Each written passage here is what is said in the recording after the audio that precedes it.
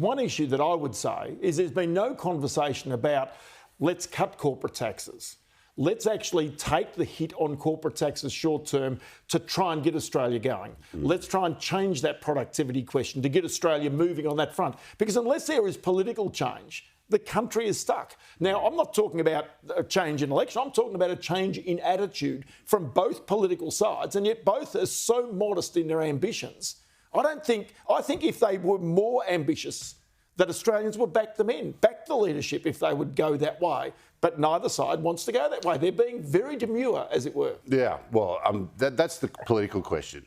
Will they take that risk? Bill Shorten took that risk and it did not pay off with a whole range of what many economists would thought was some sensible policy reforms. And to your point, I think our challenges are even bigger than that. Let us see, but the problem we face is that this isn't a fear of something going wrong. It's going wrong now. Our living standards are going backwards now. Our productivity is going backwards now. And so that's the worrying sign, to Stephen's point, is the coalition isn't actually addressing the way to fix that. And to your point, a growth agenda, or if that's the right terminology. So I totally understand this, but we are left with those two choices. We know the government strategy. The problem is, if we just keep kicking governments out every 3 years, no one's going to get anything done. No, that's right. And there's the other point as well. So, Stephen, to that issue, you've actually got right now, so this whole issue about bracket creep has taken so much away. The government tries to divert the attention to supermarkets or to other parts of the economy. And there is a fundamental issue of addressing living standards, of addressing the fact that people have jobs, but they seem to be under stress. Like at the moment, the government is awash with those employees' taxpayer dollars and yet doesn't seem itself to be able to get ahead. Yeah, so look, let's separate two things. One, how to address this short-term cost of living crisis. There's a political pressure to throw money at people. I totally understand it. You know, that is the entire motivation for Peter Dutton cutting fuel excise, because there is no economic justification for that policy. You know, I get it. I understand. I'm not a politician. I'm an economist. I can tell you what an economist would say, which is you deal with the cost of living crisis by the government tightening its belt so people don't have to. It's very simple. Warren and I have been telling them this for 3 years and they haven't listened to us, and neither party is listening to us now. So there's that short-term problem.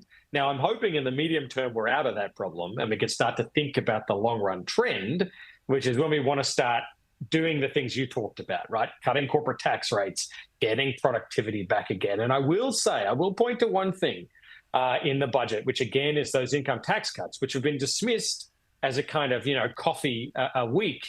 But if you combine those income tax cuts with the income tax cuts in stage 3 that the government introduced, they've actually cut the lowest tax bracket from 19% down to 14%, which actually is a pretty dramatic reduction for a group of Australian taxpayers who are pretty sensitive to taxes because they're part-time workers. So I actually think that's kind of the one sort of ray of hope in the government's agenda, in the budget, in they're actually willing to spend money to cut tax rates to get people back into the workforce. So, if that's a signal of where this party, this government wants to go in the future, then I think that's actually reasonably promising. Yeah, it's interesting, Stephen. But then, of course, against this week, there's a Reserve Bank interest rate decision, which universally is expected to be on hold. But at some stage, the Reserve Bank, again, is going to continue to cut rates. There's going to be a series of rate cuts you'd imagine coming. But the point is, we're also going to hear from the Reserve Bank governor their attitude towards not just the budget, but the budget reply as well. Yeah. Now, we've got a few important issues to deal with this week. One, this is the new board. What will they do? I think it's going to be a firm hold. 9-2 will be the vote. 7-2 will be the vote. I think there'll be a couple of rate cut callers in there. It'll be an interesting dynamic for the Australian market to deal with, and a bit of second guessing who those people are. But really, I think this this election changes everything for the RBA. No matter what happens, they move from a very politically sensitive time of the political cycle to one of freedom. And I don't think whatever happens in the budget, the RBA is going to get on with it. So I don't think you should be penciling in a whole series of rate cuts. We might get them, I don't know. But I can also put a very plausible case why they're not moving anything in the next 6 months. All right, I'll go back again, Stephen, and that is just in regards to that, where does that go with the Reserve Bank? Because it's got a very sensitive change about looking at labour and labour stats right now. Yeah, so I think the way to think about the RBA at the moment is the uncertainty bands have widened over the past 6 months, really. I mean, it's very difficult to predict what the terminal interest rate is, right? So we know they've cut once. The question is, how many more times do they cut? Bullock has said the market is overstating the degree of rate cuts that are coming down the pipe, and maybe there's only two or maximum three left to go until they stop, which is not a lot of rate relief given where rates are. But I would push towards this question of kind of global uncertainty, right? We have a genuine.